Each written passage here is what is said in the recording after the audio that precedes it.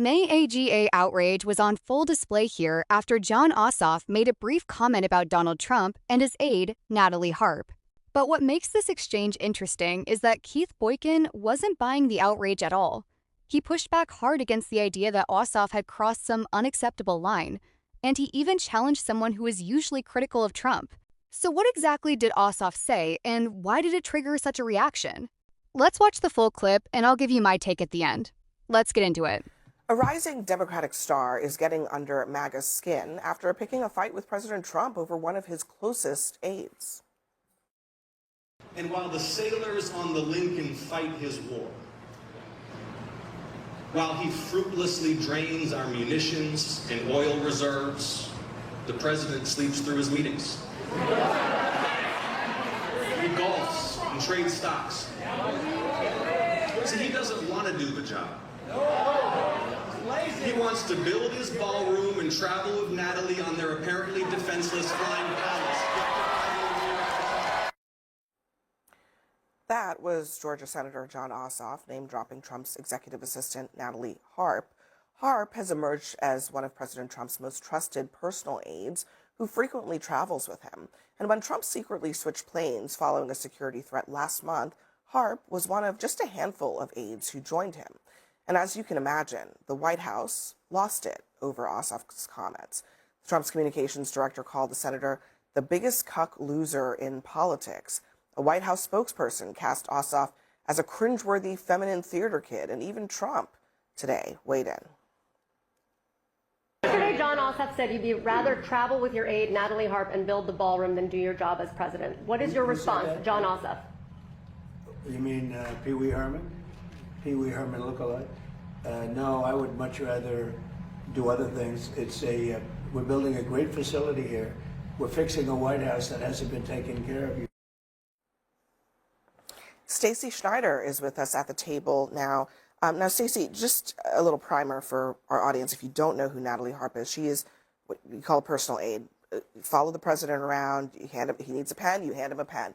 He needs some tweets or something to put on social media, you hand him that.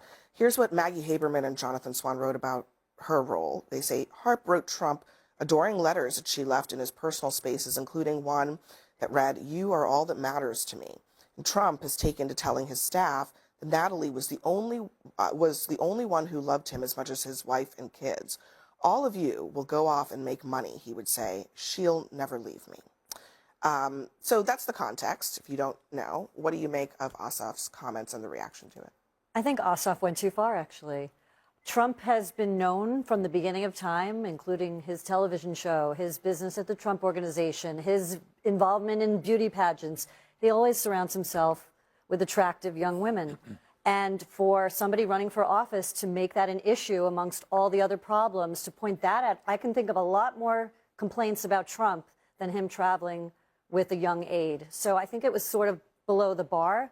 But then again, the White House's reaction was kind of despicable. It was like a bunch of frat boys defending the frat house president and lobbying these names, calling him a Democrat and all the other things. That, the thing about the theatrical, feminine theatrical boy, it's embarrassing that White House spokespeople are behaving this way to defend the president. I really disagree with you, Stacey, but I think you're wrong on this one.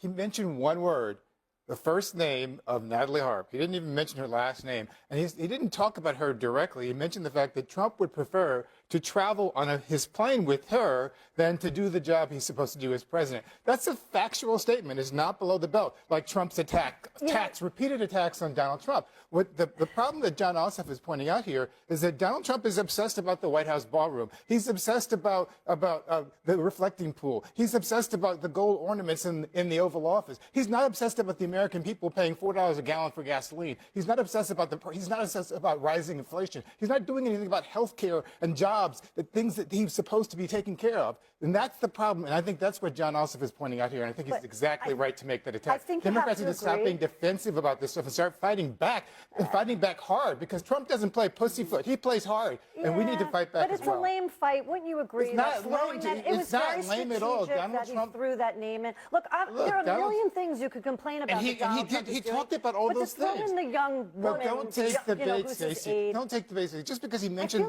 Natalie's name once. Trump did take the bait. And that's their fault. Jon Ossoff is doing exactly what Democrats need to do. They need to fight back hard and stop playing around, stop being defensive.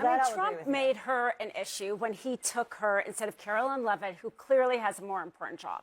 So if anybody should be complaining about why she's a national figure, it's because of Trump's action, taking her to that decoy plane. And Natalie Harp isn't just maybe his human printer, as they also call her. Evidently, she's kind of a gateway to a lot of information.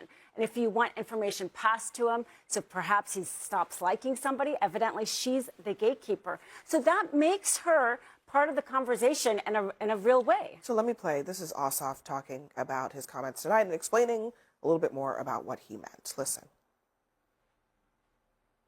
Well, I've heard this particular aide referred to as his security blanket. And I think we could say that about any number of the senior aides in the White House. They're not telling him what he needs to hear. They're telling him what he wants to hear. And the president, surrounded by enablers in the West Wing, is playing golf, is trading stock, and is decorating his ballroom. It's a disgrace, all while American families in Georgia and across the country pay more for just about everything as a direct result of his failed economic policy and his failed foreign policy. So he says what he was referring to was Harp's role as somebody who actually is there to kind of feed Trump things that he likes to hear, whether it's true or not. I also wonder, Bill, why the freak out? I mean, I've rarely seen the White House in this kind of form. And I can imagine that some of it has to do with this is actually somebody who's legitimately very important to the president, which kind of speaks to what Jon Ossoff's saying. The follow-up there from the senator should have been an apology, because I agree. It was below the belt. The reason for the freak out, You work for Donald Trump. You work for Donald Trump. How can you say anything is below the belt when you work for Donald Trump in the White House? The reason for the freak out by the Trump administration is because it was below the belt. Staff was drawn. What about all the things Donald Trump has said below the belt? Jon Ossoff goes below the belt. Jon Ossoff ran for office. Donald Trump ran for office. Criticize them, put a spotlight on them, talk about them. He just she's mentioned a government first name. She is a government staffer. She was on the plane with them when they left Turkey. He just mentioned it. She's a private person. She's not a private person. If you want Her name has never been on a ballot. If you want to be traveling to the You're president, describing her as a private person. She does work for the government. A lot of people work for the government. What about Ruby Freeman and Shay Moss? They're amount of private people. access Donald Trump attacked those election workers in Fulton County. They had no business being involved in his scandal. What are we talking But Donald Trump brought them up. Want to talk about 2020? I want to talk about the fact that Donald Trump repeatedly for 30 years, and definitely for the past 10 years, has attacked every single person. You work for him in the White House while he attacked people with attacks that are far lower than what Jon Ossoff said. All he did was mention one person's name. And so for you to come here and have this fake outrage about Jon Ossoff is better than this. You are better than this, I that's kind of because my you point have no also. credibility. No, my point also is like why. Speaking of taking the bait, okay. Speaking of taking the bait, Jon Ossoff is running for Senate. Okay, people. He is leading, it seems, in the latest poll that we use by a lot. So he's kind of cruising, I guess, in the Senate race. And if I were a Jon Ossoff and I wanted to get a lot of attention, I would say something like this that would get me a lot of attention and get the White House to be talking about me for like 48 hours. So who's taking the bait here? There's clearly the president took the bait.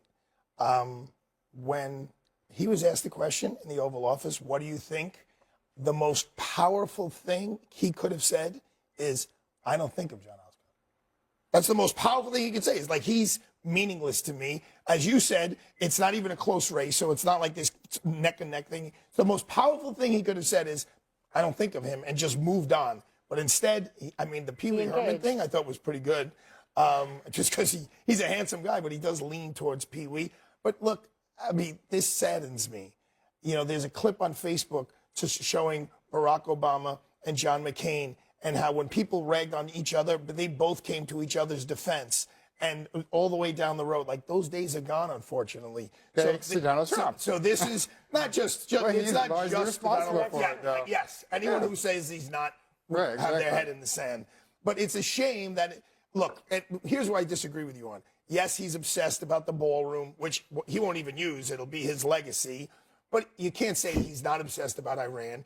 You can't say affordability is just because of the war, because my mayor, Mamdani, ran on affordability before there was any war. So the affordability issue has been going on I way didn't before say it was Iran. just about the war. I said the fact that he's not focused on the issues the American people are concerned about. He cares more about the ballroom than he does about inflation or gas prices. He can't even He stay up for definitely his cares meetings. about the gas prices. You know he cares about it. You know he's focused on the What gas is he doing prices. about it? He's creating a worse crisis with it. And also, he says the gas prices are fine, so that's actually not true. That Well, he's focused on the gas prices. yes, He sleeps through literally every meeting. We see it in real time. This is after And Joe then Biden. anything he This doesn't is like after Joe Biden. is fake I never beat up on Joe Biden. Okay, You Joe can't say Biden that was about not Trump sleeping after- in front of the public in every we meeting. heard more from Donald Trump I don't today know why than Joe you're Biden in covering the for whole year. somebody who's I'm not not covering. even pretending. I'm He's not not covering. pretending to be awake in those I meetings. guess here's the thing: that Trump was asked a question about these Ossoff comments, and then he answered by saying, "Yeah, I actually do want to build the ballroom."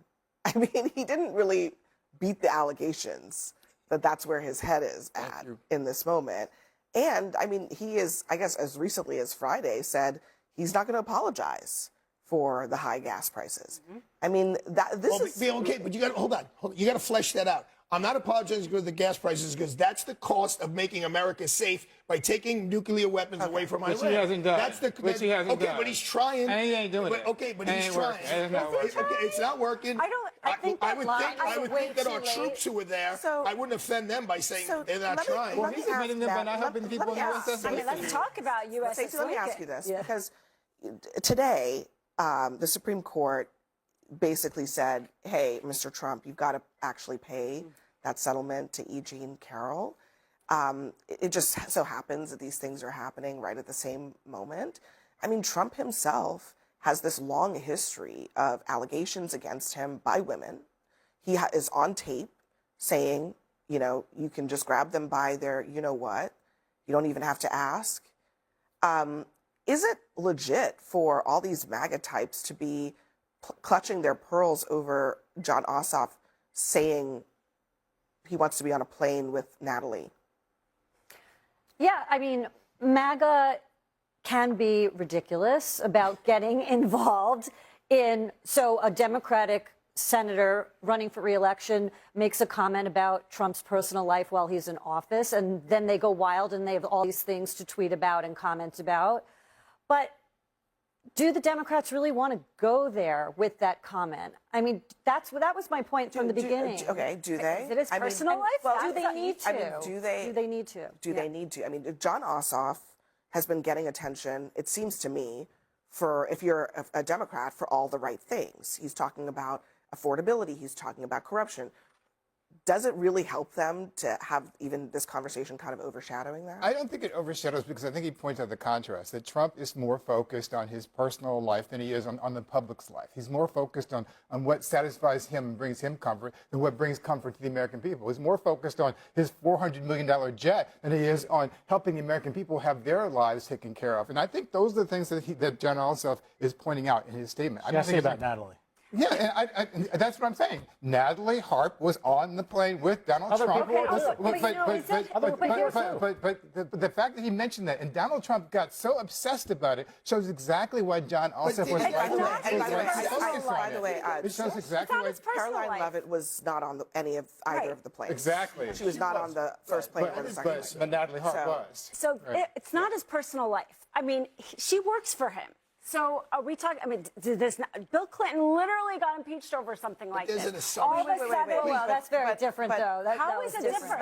But there's no something like this. Well, you're right? saying that this is about his personal the innuendo. life. Exactly. I'm not saying that. I'm saying it's really inconsequential. You just said it was his personal life. I said the word personal life, but I didn't mean it in that context.